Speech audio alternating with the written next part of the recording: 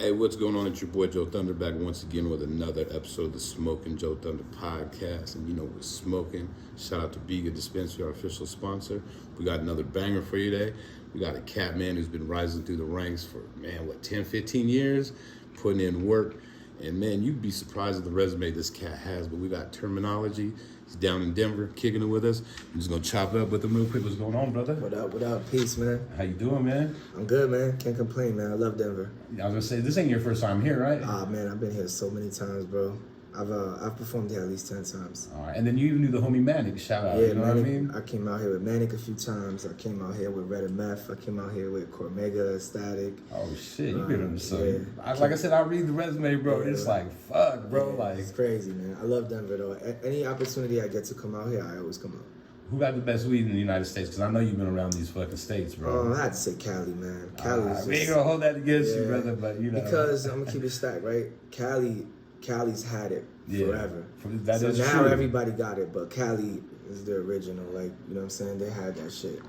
My only defense for Colorado is like since day one, it's always been baby. It's always been watched under the eye. It's never been out of the nursery. Colorado's type right shit. there. It's right there. Nowadays, it's like everybody got that good, but Colorado got that work.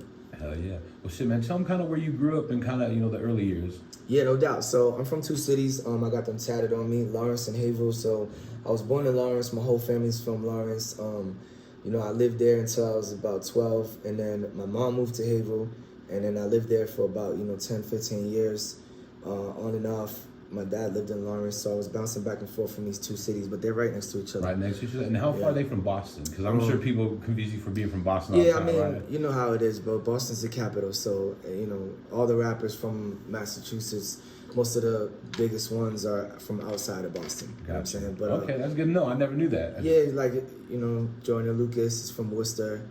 You know what I'm saying? It's a kid named Token. I think he's from like Salem. I'm from Lawrence. Crumb Snatcher's from Lawrence. Bia is from, I think, Medford. It's like Millie's is from Cambridge. So we all like, so many dope rappers from Massachusetts that blew up and they're from like the outskirts. You know what I'm saying? Even if it's mad close, if you're not exactly from there, it's like you're not from there. But when I go around the world, they don't know the difference between Lawrence, Haverhill, and Boston. They know I'm from Boston. They show up wearing Boston Celtic gear. You know what I'm saying, and all that stuff. So, are you a Boston fan? I see you rocking the Nuggets jersey. Yeah, I just rock this because I'm out here. I want to show love to where I'm at, But I'm a Celtic fan, man. Die-hard Celtic fan for life. I have to say, bro, Larry Bird is one of my favorite players. He's in my top, he's definitely top 5. He might even be number 3. You know what I mean? But he's a fucking man. And how'd you kind of get into rap and hip hop and all that? And what age?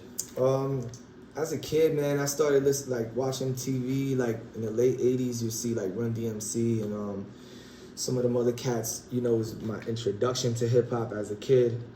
Because I was more listening to like Michael Jackson and stuff like that. Right, the early shit, yeah. You're a kid, you don't know. You just hearing what's on the radio, right? Excuse me. So then like my mom had a boyfriend that used to listen to real rap, and he would buy tapes. Like he'd be playing like Redman in the house or like like Snoop Dogg, Ice Cube, Dr. Dre. All the good stuff. All that early 90s stuff, you know what I'm saying? That's when I really fell in love with hip hop. And I wrote my first rhyme at 9 years old and did my first recordings at like 12 and first demo at 14. And I just been rapping ever since. You remember like the first tape you got? First tape I got was Black Sheep, and my mom's boyfriend at the time bought it for me. That was a classic. Yeah, we popped it in, and right away it was a whole bunch of swears, so she took the tape away. So you just get at least listen to once? Yeah, kind of. It was like a couple minutes in, and this fuck bitch shit, all this shit. My mom was like, hell no, you can't have that.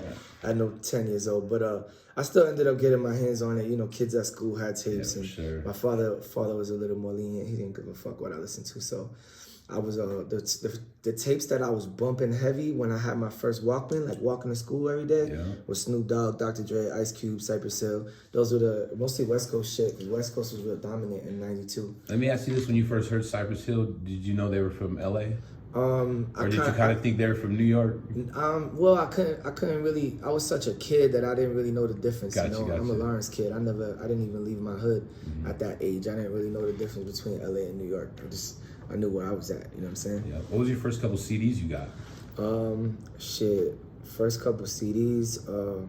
My man Easy Money used to boost CDs and sell them to me. So Bob Deep the Infamous was one of them. I know I got my original Doggy Style CD from '93. I still got it. Those two. Just a couple others, but I still got them. I still got all my CDs. Any vinyl? Yeah, I got mad vinyl. I got like 40 crates. I got a whole fucking wall. That shit sucks to move, huh? Yeah, I just moved this week. It was a bitch. You gotta get the homies, bro. Yeah, it was a bitch, dog. Even with the homies, it was like... It's still a bitch. I was on the 4th floor. Oh, that's even worse. You know I was on the 2nd floor one time, and that was a bitch, dog, bro. I've moved so many times, bro. Like, I moved 33 times before I was 9 years old. Dang. You know, I grew up like that, just moving around. Mom's couldn't really figure it out financially, so we was always living on somebody's house and somebody's couch and somebody's room, and fucking 10 people in a room type shit. 10 people in a small apartment. So like, I'll keep it real with you. When I think of like Massachusetts, I don't think of like ghettos or hoods like that shit. I'm totally wrong, right? Like, it's rough everywhere. I take it. It's real fucked up. And I'm from actually Lawrence, Mass. is the poorest city in Massachusetts, and it's actually one of the poorest cities in America. Oh damn! So you can look it up, but per capita, if you look up medium household, it's like 15,000 a year.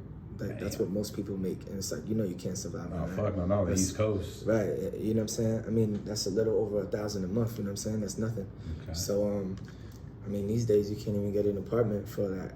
So how you gonna live? How you gonna eat? How you gonna feed your kids? Pay your bills? Especially if you have a family, like you said, man. That shit's rough. I grew up on welfare, all the way till I was 14. Food stamps, the paper was back. I used to hate going to the store with those bitches. Too, So the thing is, like, when people say, it's funny because there's a big misconception about Boston, because in inner city Boston, is very segregated. Like if you go to let's say Roxbury, Dorchester, Mattapan, that's more like the black and Hispanic, area, and then it's like there's a lot of ghetto in that, and then there's other areas where it's more like all white. So it's a lot of classism, and people technically think Boston is a really racist state, but the thing is that's the Boston you see on TV. Right. The real Massachusetts, it's a lot of ghetto shit going on, a lot of hood, a lot of poor. Right, a gumbo mix of everything. It's all fucked up, yeah, and it depends. Like where I'm at is really ghetto. Like Lawrence is just always been like that, because it's a small city and it's an immigrant city. It's mostly Dominican and Puerto Rican people in my particular city. But yeah, man, Boston is ill, man. It's eclectic. Like you said, when I think of Boston, I have a whole different perception, but you don't know, because you watch Cheers and you watch the Boston Red Sox, a bunch of white people singing Sweet Caroline. And, I just think of Tom Brady. Like you said, when I think of Boston, I think of Tom Brady. You think everybody look like Tom Brady and everybody's living good. It's ain't nothing like that. Hell no. You come to Boston and people get surprised when they end up in some of these cities that they get booked in. They get booked in New Bedford and Brockton and Lawrence and Roxbury, Dorchester, and they come out like, oh shit, this is fucking dangerous. I gotta be on point. This ain't nothing like what I thought. Mm-hmm. You gotta move a certain way in Boston, or is this just like everywhere else, man? It's like everywhere else, man. You know what I'm saying? I mean, you got haters, you got gangsters, you got fucking, you got stick-up kids, you got poor people, you got all kinds of, you got your safe neighborhoods, you got your non-safe neighborhoods. So I mean, for me, I'm pretty good out there. Like, I got a lot of respect, and I got a lot of family and cousins and homies. So, people got love for me overall. But at the same time, I don't be going places where I'm not supposed to be. Yeah, for sure. I'm 40, bro. You know what I'm saying? Maybe when I was 21, it was, we're going over there. We got to take a couple, with us. And now it's like, dog, I ain't even going. I'm not going anywhere that I'm not wanted. You know what I'm saying? Like, I'm either getting booked for a show, or it's family shit, or I'm falling back, Yeah. You said you started writing at an early age or start recording at an early age. How did that happen, man? Like, who kind of help you start recording? You know what I mean? Yeah, well, I wrote my first rhyme at 9, and then I was kicking that same rhyme for 3 years, and it was it got played out. It was Did you ever add to it or anything, or just? Nah, it was just a little quick. I was 12 bars or something. You know what I mean? That I had, and I wrote it. My mom's boyfriend was playing dice. They used to play this game called Bones, and they were hood dudes. They sold drugs, and they were gangsters and shit. So they would all be in the crib, and they would play dice and smoke and drink, and they would rap, freestyle rap. So that's kind of how I learned how to rap, watching them. And then going to school with other kids that rap. We would rap together, and you know, eventually I met this kid named Prophecy. He had a studio in his basement, you know, when he was about 14. And he was telling me that he would record my demos. So, you know, I did all my first demos at his crib when I was 14. And it was a lot. I had like, you know, 20, 30 songs already when I was 14. God damn, that's tight, bro. Yeah. You knew you were gonna be you wanted to be a rapper, right? Nah, MC. man, listen, I was told my mom when I was a kid, like, listen, I'm gonna be a rapper or nothing else. I'm gonna die. Like, and she's like, oh, that's cool, but you gotta have a backup plan. Like, it didn't seem realistic back then. The only rappers we knew was on TV. Right. Now everybody could be a rapper. You could get a mic in your house and put it on SoundCloud and have a song out in an hour. Right. And everybody could hear it. But, you know, in the 90s, you know what I'm saying? It was like you needed to get a record deal if you felt like you were gonna make a career out of this shit. Which seemed very impossible. And at the time, it really wasn't no rappers from Boston, you know what I'm saying? It was like a couple. It was like Marky Mark and the Funky Bunch. It was like Ed O.G. Ed O.G. was tight. Yeah, Ed O.G. still to this day fire. Out. Almighty Era Soul was fire. There was some groups that was fire, but they weren't like really mainstream. You know what I'm saying? Wasn't Guru from up there too? Guru's there, yeah, but he left and blew up in New York. You know what I'm saying? Which is the same thing I did, because you know in Boston is real small, so you hit a ceiling. When you start getting successful, you hit a ceiling, and you got to go outside of the city to get more. You know, so that's what Statik Selektah did. That's what I did. That's what Millie's did. You know what I'm saying? How far is New York from Boston? 4 hours in the car. Yeah, okay. 4 hours in the car. So it's not too far at all. You could be there. I drive back and forth every week. Oh, okay. You know, I did that for 15 years, and that's why a lot of people think I'm a New York artist. You know what I'm saying? Because I lived in New York for 8 years, and New York is like my second home. Let's talk about the unsigned hype, man. When you got the word about that, you had to be livid. You had to be like, fuck yeah. I was hyped, because back then, that was the shit. That meant like you was going to get signed. Right. You know what I'm saying? It meant like, all right, you're in the source. You're now classified as like, you know, the best underground or unsigned artist at the moment in the world. Like, for this particular month, you're that guy now.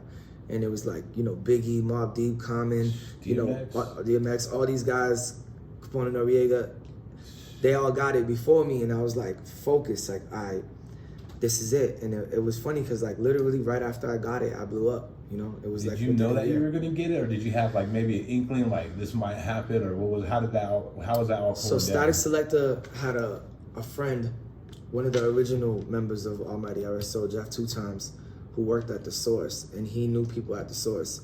So he said, I'm gonna get a meeting with Jeff, and we're gonna play him your demo, and if he likes it, you might be able to get unsigned hype, but we don't know. You gotta, you know, the industry is all politics. You don't know. So we play Jeff the demo. He like, this shit fire. He like, all right, I'm gonna give it to my man who's the writer, and we're gonna see what he say. And then the dude was like, yeah, I like this shit. You know what I mean? Mm-hmm. So you know, so then I got word that I was gonna get it, and it was like, that was like part of like, at that time it was like a big piece of what changed my life into taking me from a local artist to an international artist. Right. Did you get signed like literally within a week? Or no, it wasn't in a week. It was just like.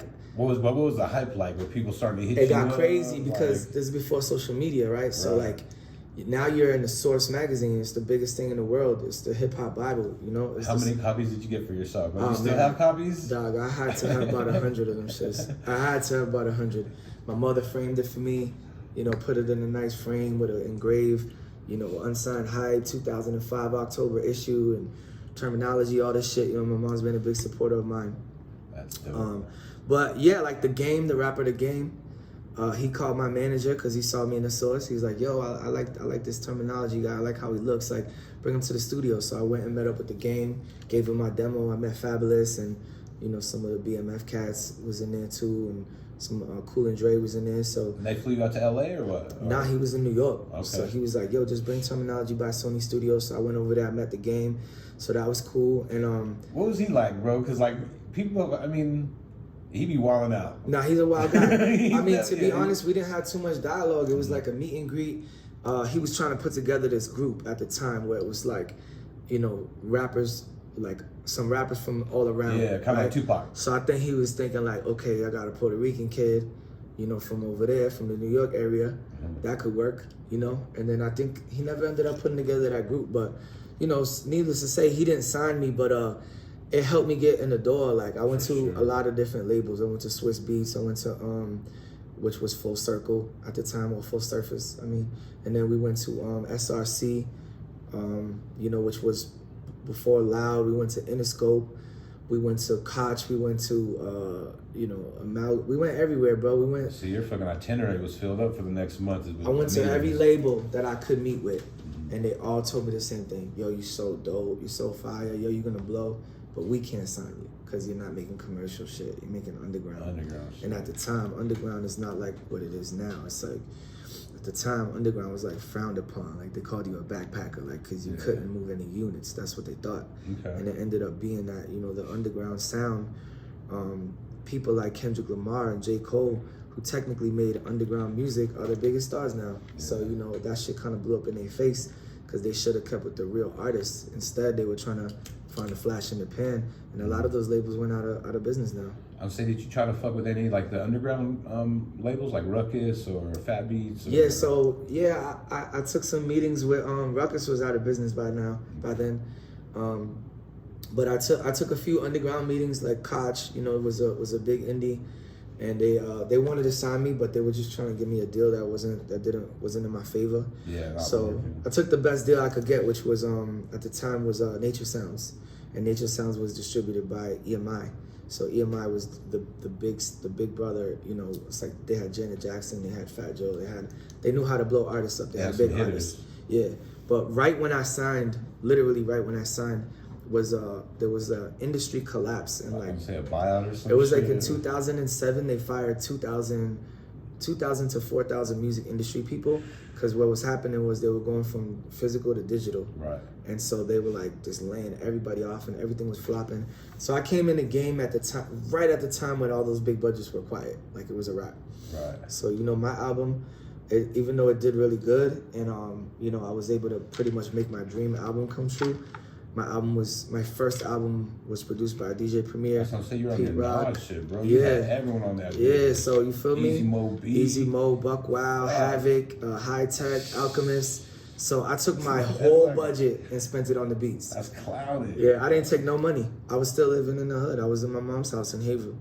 And that's kind of smart though, bro, because then you're hitting all those different pockets. The Large Professor pocket, right. The Easy Mo Beat pocket. You know what I mean? I'm sure it paid off for you more because your music traveled, and you know what I mean. That part, I put money in all their pockets. You know, all the legends. Which is always a good thing. And now they're all my real friends. Exactly. So it was like, you know, I wasn't coming with a handout. They did hook me up and give me the underground rate. I'm sure those guys get way more than what they charge me, but. You know, they hooked it up, man. Specifically Premier, you know what I'm saying? Premier was the one that spearheaded it all because he gave me Watch How It Go Down first. And then, you know, when Watch How It Go Down blew up, it was like, then it was a lot easier for me to get the people like Pete Rock and High Tech and them because they're like, oh, you already got Premier? Oh, all right, we know you're official. And how did you meet up with them? You were like down with one of their homies or one of the founding members? I used to be signed to Crumb Snatcher, who was in Gangstar. Like he was Guru's artist. Okay. So he was like not in Gangstar, but he was underneath them. He was Gangstar Foundation or Family or whatever, right? So he was on the Moment of Truth album. He was on the the Owners album. He was touring with them, and Premier was producing records for him and all that. And then so he brought me to meet Guru. And I met Guru. I got in the Gangstar video, Same Team, No Games. I spit mad rhymes for Primo, like 100 bars for Primo, right there in the Bronx. And so that was my connection to them. But then me and Crumb stopped working together, and Statik ended up getting cool with Premier. So the real story of how I got the beat was that Statik asked Premier to give me a beat, and then that's how Watch How It Go Down happened. Damn, that's crazy, man. You fucking. One thing I was gonna hit on real quick, we were just talking about is people don't always get this young artist. Like you said, they always kind of want a handout. Sometimes you gotta just spend a little money. Yeah, absolutely. To show them that, you know what I mean, you're legit, and then it reciprocates itself back, just like you're talking about. Now, you know what I mean, you can probably fuck with any of those cats. No doubt, I got their numbers in my phone. My first 2 Premier beats I bought with my own money. You mind if I ask what the ballpark on that, on a Premier beat was? It's a lot. It's a lot for a kid coming off the street with nothing, you know? Right. It's a lot now. And he probably still gave you the homie. He did. Right? He gave me the lowest possible price he can give me, and it's still a nice car. You know, I could have bought a car instead. But I don't take it back because, you know, some of that money was lent to me. Like some of my homies lent me money. Some of it, you know, I scrounged up on my own and had to hustle to get. You know, whoever lent me money, I paid them back. But it was like that. It was like I was doing whatever the fuck I had to do to get on. You know what I'm It's saying? like they believed in you though. That's They tight, did. bro. Because like a lot of motherfuckers nowadays don't believe in you. Right. You know what I'm saying? When I got the So Amazing beat, because Watch Out Go Down blew up, so now I needed a second song so people could understand it wasn't just one joint. You know what I mean? One hit wonder. Yeah. So then I got So Amazing, which I always thought was a better beat personally, but when I got that beat, now we needed a big video because the Watch Out Go Down was just like a hood ass video that Statik shot. Mind you, it has over 1 million views on YouTube, but when I got the So Amazing beat, Statik gave me a loan. I was like, yo, I need a loan, bro. You got to give me like 5,000 real quick. I need a nice big budget video. So Statik gave me a loan to do that big video, and the big video definitely helped. You know what I'm saying? Because people were able to really like put the face to the name now. Yeah. And YouTube was starting to really blow up around that time, 2007. So, you know, I ended up paying him back, but he gave me a loan. Started giving me like 5 racks to shoot that video, you know what I mean? And then I ended up giving it back to him like, you know, a year or two later whenever I got my money up. So, you know, I got to give a lot of credit to Statik because he was very instrumental with my early career. Yeah, that's real dope. I see you even did like a song with Christina Aguilera, bro. How'd that shit happen? So what happened with the Christina shit was the same time that Primo did Watch How It Go Down, for me, he was doing all the records for Christina. Oh, shit. And so basically what happened was I got my hands on the beat and I just rapped on it. Oh, okay. And then somebody, yeah, I did, right? And then somebody put it on vinyl. Like, it was that era where they had white labels, right? Yeah. So somebody put it on vinyl, and that's kind of how it became official because it wasn't an official song. I just had the beat, and I put it out, and then I just did Watch How It Go Down with Primo, and then now I'm rapping on the Primo beat with Christina. So it's like people thought it was real, but it really wasn't real. But it kind of like became real because somebody made a vinyl out of it. So now it's like whether or not I did it with her or not, this shit is out, and I'm on it, and you can go buy the fucking vinyl. So yeah, that was a real strategic. We did a lot of scumbag shit like that back in the days because it was the mixtape era. Like even 50 Cent, he was like, he had a fucking song with Biggie. Like Biggie been dead, you know. But it was like he found a verse somewhere. He put his shit on it, and it's like now he got a song with Biggie. You know what I'm saying? Hell yeah. It was like that, man. It was just that's what we did in the mixtape days. I wouldn't do some shit like that now, but it made sense back then. No, but I'm telling you, if I'm in Primo's fucking studio and he gives me full access or whatever, I'm listening to everything. Yeah, you know that. Just fucking around, and you never know. He might run across me like, oh shit. Yeah, he didn't even know. He ended up getting a copy on vinyl, and he's like, I was like, yeah, you like that? From the record pool? I don't know how he got it, but he was like, I was like, yo, you like that shit I did on the Christina shit? He's like, it's cool.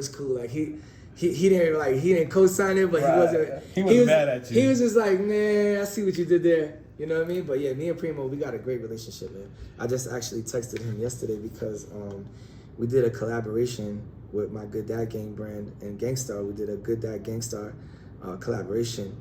And when I was shooting a video outside of the spot yesterday, I took a picture with the Gangstar hat with the rim on one of the lowriders. Yeah. I sent it to him. He was like, "Oh, okay." Like he liked it and shit. So that's cool. But yeah, that was a blessing, man, to be able to do a collaboration with Gangstar. You know, they don't do a collaboration with just anybody. I was gonna ask you, have you ever fucked with the homie Afro? Yeah, I got a video with Afro. Oh, for real? Yeah. I'm gonna have to look it up because that's the homie, man. And when I think of Premiere, I think of RA, taking him to premieres, and Afro was just like, bro, this is my idol. RA is my guy, too. Yeah, those definitely cool cats, man. You go to RA show, man. I've been to... He raps. Kind of like the last 3, they were fucking crazy, He raps like a motherfucker. Just goes for days. Super OG. Gotta ask you about Easy Mo B, man. Yeah. Because that's fucking famous Tupac all day producer, man. bro. How's that shit happen? So Easy Mo, he came to my house with a beat CD. Matter of fact, back in the day, right? He came with a bag like this, like a plastic bag with like 1 million beat discs. And then we sat down and he just popped them in and we were listening to them one by one. And, you know, finally I found the one I liked. I was like, yo, I like that one. You know, that's going to be the intro to my album. And he was like, all right, you want this one? I'm like, all right, cool, yeah. So we worked out a price and, you know, now that's my dog. Like, you know what I'm saying? I got mad love for him. But before I was just really just a fan. And, you know, I told him I wanted to buy a beat. He pulled up to the crib with a fucking plastic bag full of beat CDs, and there it is. And the funny story is I didn't even rap on that beat. It's just an intro. It just plays for like a minute. And all my fans were like, damn, why you didn't rap on it? You know what I'm saying? Maybe you should rap to something, put some to it now. And like, Yeah, I mean, I own it, technically, right? I bought it, so. No, that's sick, man. Yeah. And then we obviously see you're a big Pun fan to the death, bro. Yeah. You ever got a chance to meet Pun, right? Nah, man, he passed away in 2000, and you know, I was still in high school. I was still young. I wasn't traveling around yet. I wasn't going to New York or nothing like that. So, it wasn't really. I didn't start going to New York till like 3-4 years later. Then I started going to NY. So, yeah, I never got to meet him, but just a huge inspiration on me. No, for sure, bro. Like for Hispanics, Latinos, Puerto Ricans, everywhere. That's a Pun shirt, right? Yeah, for sure. I do a little street art, man. And, That's it. you know what I mean? I always feel like we always got to keep his name alive. So if I could keep this in the streets, you know what I mean? Put it up on fucking dumpsters and fucking telephone poles and everything. So that was the motivation behind the tat. It was like, you know, at that time, him and Joe was really like the only Puerto Rican cast that was really, you know, very successful. So it was like, I wanted to, you know, show respect to him and shit like that. Nah, for sure, man. Another one I want to give a shout out to is Doo-Wop, man. Fucking DJ, fucking MC, this ill cat. I got to get him on the podcast too, man. Yeah, I've been working on it, you know what I mean? But fucking, we got a crazy ass song. We got a few, but we got a newer one. It's on Diamond D's album. It's me, Tony Touch, and Doo-Wop. See, and that's what's tight, bro. It's like you're like with the fucking, like I don't want to say old school hitters, but the real cats. Like you said, Diamond D, Tony Touch. You know what I mean? Yeah, those are my guys, man. You know, you come from. I'm a young OG. Like I've been in this game you're for like a long time. An old soul. Yeah, exactly. Cause you still rock with all that shit. We could probably talk about Frankie Cutlass, bro. Absolutely. That's one of my favorite albums of fucking all time. What he was on the set, yeah. He had a record on there with MOP that was crazy. To what was all of them? Yeah, the whole album, Lost Boys, the whole fucking joint. I forgot about that album. I got that album somewhere. I gotta find That's one of those albums where I've bought like at least 4 times because it gets stolen or whatever. You let some fools hear it and they're like, or they take out your car or some bullshit like that. But I still got the CD and I bump it on my phone all the time. I got the CD. I don't know where it is though because my collection is so big. It's like, since that's his only project, it kind of gets lost. Right? Isn't that crazy? Like how he did one banger and then he went to the Latin music, right? I really don't know what happened to him. I think he went to Miami and started doing the reggaeton and all that shit because it's bigger money. You think about it. They tried to get me to do that shit. When I went to Interscope, I walked in, they had a big fucking poster of Daddy Yankee and I'm playing my music and they're like, oh, you wanna, you know, can you do like some Spanish shit, like some reggaeton? And I'm like, I'm playing you my demo and it's MOP, it's Buck Wild, it's fucking... It's not. This shit sounds like Gangstar, Mobb Deep, Wu-Tang. This shit don't sound like reggaeton. They're like, yo, that's what's selling, man. This guy just did 700,000 first week. He's sitting there with a cardboard cutout with a Pepsi. Yeah. Like, they were seeing that. They wasn't seeing... Yeah, that shit's dark side. So that was... Which is cool, but, you know, that it was like... That was the discouraging thing about going to all those meetings. That's what I was about to ask you. Did you get a lot of cornball ass shit like them wanting you to fucking? Oh yeah, that shit. Oh, can you just rap in Spanish? Like that's some racist shit. You know what I'm saying? Like to be honest, you know, it's like maybe they didn't see how fucked up that was. But you know, I had another label tell me one time, oh, we'll sign you if you can get Fat Joe to stand next to you in your video. And I'm like, yo, I don't even know Fat Joe. This guy's a platinum superstar. I'm a fucking kid coming off the streets from Lawrence, Mass. Like, I don't know this man. You know what I'm saying? And I definitely don't have the money to go say, hey, yo, here's $100,000. Like, stand next to me, be my friend so I can get signed. Like, it don't work like that. You know what I'm saying? Like, now I don't prove myself in the game. So, you know, Joe shows me love and shit. But it's just like, it's just fucked up. You know what I'm saying? How racist they really were. You know what I'm saying? And they probably don't look at it like that, but... No, he's looking about the dollars, bro. Like you said, what's selling, what's not selling. Like you said, they're looking at underground not selling shit. Right. Bunch of dudes buying. They need the chicks to buy the reggaeton. That shit. Pay $1,000 for the concert tickets. Yeah. That shit. You know that shit, exactly. Yep. You know what I'm saying? Fuck, I have my next... Oh, give me some of your top lyricists all time. No list or no top 5, but just like, you know, give me some... Who comes to your mind when you think of dope-ass lyricists in the game that got bars? Eminem, Black Dot. I was just bumping one of his tracks on the way here, bro. And I was like, damn, this one ain't stopped. It was already like 5 minutes. He's still going. I was like, he's different. Black Dot, Eminem, Royce, Prodigy, Big Pun, Jay-Z, Nas, Inspector Deck, Raekwon. You got any new cats that you like that have bars or not really? Like brand new? Like within the last 5-10 years? I like a lot of underground shit, man. I like Benny the Butcher. I like there's a kid named Annoyed that's like super nice. I fuck with Annoyed. Who else, man? This kid UFO Feeve. I like Nems a lot. This kid from around my way named Fabian. He's super fire. Yeah, it's a lot of dope ass artists, man. People always complain about how whack the game is, but if you tune that out and pay attention to the good shit, there's mad good shit out there. Right. You just gotta pay. You just gotta weed out all the bullshit. Right. Yeah. Just listen to the shit you like. What kind of advice you got for these new cats getting into the game, wanting to do music? Yeah, I say for me, you want to be presentable. You know what I'm saying? You want to come through. You want to look like a little something. I'm not saying you gotta dress like everybody. I'm not saying you gotta go buy a fucking big chain or anything, but just be clean, man. Look clean, smell good. Get a fucking haircut, you know what I'm saying? Like the basics.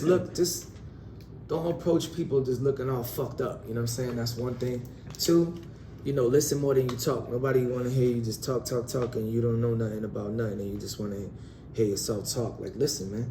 Link up with some OGs, listen. Even if you don't agree with them or take their advice, see what they got to say. Talk to some people that are where you want to be. Talk to some people that been where you're trying to go. Also, like, your artwork, when you're putting out music, make sure, I'll show you an example.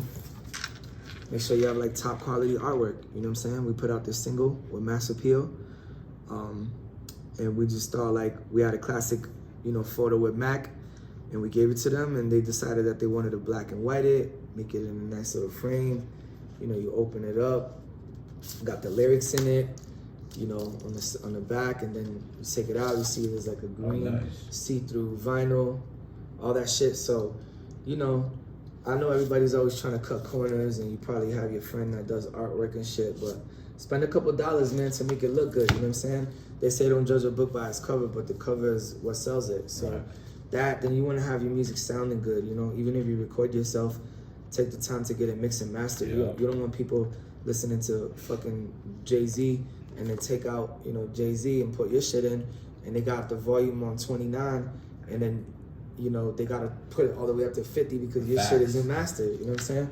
Make sure you take that time, man, to make your shit sound good, look good, you know what I'm saying? And those are pretty much some of the pointers, and then obviously you gotta invest in yourself. I invested about $100,000 into the Termanology brand before I ever even got signed. And this is over a 5-year period, you know what I'm saying? Every money I got from my job, I was spending it on studio time. I was spending it on, traveling, going to do open mics, going to do shows, pressing up stickers and flyers, pressing up my own vinyl and CDs and hoodies and merch and t-shirts and, you know what I'm saying, advertisement. The merch game too, bro. You gotta have that on point. All that shit. So, you know what I'm saying? It's a new era, man, where you can be self-made, but you have to invest in yourself and you have to really believe in yourself. No, for sure. One of the things I noticed, you have vinyl, CDs, and you had tapes, right? I got cassettes too. Yeah. Damn, and people think that's a lost art, but that's a money maker. Man, people don't get that shit. Last year, if you Google it, was the highest selling vinyl year since vinyl went out of style. So it's back. It's back and it's booming. I just picked up some albums yesterday, man. I went digging. I bought me 2 Juice WRLDs, a fucking Post Malone, a fucking Tupac, Snoop Dogg, America's Most Wanted. That's new shit, though. But even the old shit, you know what I mean?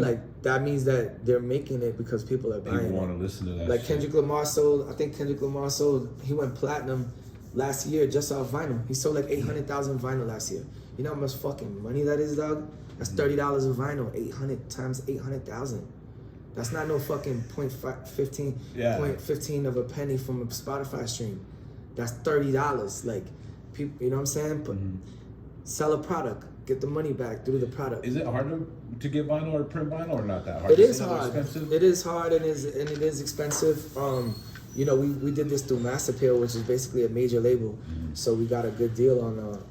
They got a good deal on how much this costs. But if I was to do the same product myself, it would have cost me close to double. But if you're gonna press your own vinyl, usually you get them, for about $15, and you sell them for $30. You double up. You know what I'm saying? Back in the days when I started pressing vinyl, I used to get them for $2. I was gonna say. $2, and I was selling for $5. So now you get them for $15, you sell them for $30. just like everything else, you know, everything's up. But vinyl, the good thing about vinyl is if you buy vinyl and you keep it in good condition, it retains its value. Yeah. Especially something that's rare. Oh, for sure. Well, shit, brother, man, I definitely appreciate you taking out the time to holler at us and let us know a little about you, man. You definitely put in mad work. You know, deserve everything you're getting. Just nothing but the best, brother. Thank you, man. Appreciate you. Got any kind of final thoughts for them? Let them know your Instagram. Yeah, man. Instagram at Termanology ST, and my movement is Good Dad Gang. Instagram, Good Dad Gang. You could also go to the website, gooddadgang.com. If you know a good dad, buy him some stuff, man. You know, hold him down. Christmas time, birthday, you know, Father's Day, whatever, show him some love. New album with Paul Wall's coming out October 13th. This is our second album. It's called Start, Finish, Repeat. And then in December, I'm dropping my 50th project on the 50th year of hip hop. So that's coming too. I seen that, trying to hit 50 projects for the 50th anniversary. Yeah, I got it. So October 13th, me and Paul, and then December 8th, I'm back with that 50 piece on you. Real quick before you go, you know the majority names of your albums, or? The name, what's that? Like the albums, you know the names, like all of them? Of all my albums? Yeah. Yeah, got it right here. Matter of fact, that's cool. Nobody's ever asked me that. Let me see. That's impressive, bro. 50 projects, whether they're mixtapes or whatever, bro. That's 50 units you could fucking slang. It's, so 2003, Hood Politics. 2004, Hood Politics 2. 2005, Street. Then you got Hood Politics 3. Out the Gate, Hood Politics 5. Hood Politics 6. 50 Bodies, ST The Squad, Cameo King, Politics as Usual, which was my first real album, 2008, 50 Bodies 2, If Heaven Was a Mile Away with Jay Dilla, Hood Politics 6, 50 Bodies 3, 1982 with Statik Selektah, 1982 the EP, 1982 the Evening News EP, Cameo King 2, Street 2, 1982 with Statik, 2012, 50 Bodies 6, Physiology with Lil Fame from MOP, Hood Politics 7, Goya, Mas Goya, Pages from the Pavement, Shut Up and Rap, 50 Bodies 6, Term Brady, Cameo King 3, More Politics, ST The Squad self-titled, Anti-Hero with Slain, Bad Decisions, still 1982 with Statik, Set in Stone with Dame Grease, Vintage Horns, The Quarantine, another 50 Bodies, Goya Part 3, the Summer EP, 360 with Amadeus, Start to Finish with Paul Wall, Determination, Rapping with My Friends, 50 Bodies 7, Summer Pack, and then coming this year, Start to Finish, Start, Finish, Repeat with Paul Wall, and then number 50 is called Time is Currency, and that comes out in December. Goddamn, and that's how you fucking get on the game. Bang. You know what I mean? Until you got 50 projects, I don't want to hear, not even 50, 20 projects, I don't want to hear shit. But that's how you do it, bro, and travel the world and fucking live your dream. Sure indeed. Well, appreciate you, brother. My guy, salute, man. For sure, man. Thank you for the time, and we are out of here. You can find us on all platforms. All you got to do is Google Smoking with JoeThunder, whatever you listen to, and drop a, subscribe, tell a friend, we out of here. Peace. Yes,